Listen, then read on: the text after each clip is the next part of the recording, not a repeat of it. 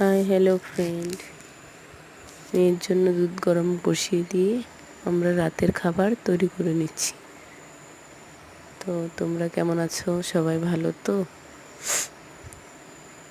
দেখো এখানে মেয়ের দুধটা গরম করছি, করে আমাদের জন্য সেদ্ধ ভাত বসিয়ে দিলাম।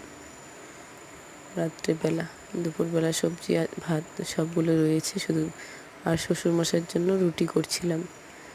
এখানে আমি আটাটা মেখে নিলাম। রুটি খাবে উনি, রাতে ভাত খান না, তাই ওনার জন্য এখানে 4-5টা মতো রুটি করার মতো আমি আটা গুলে নিলাম।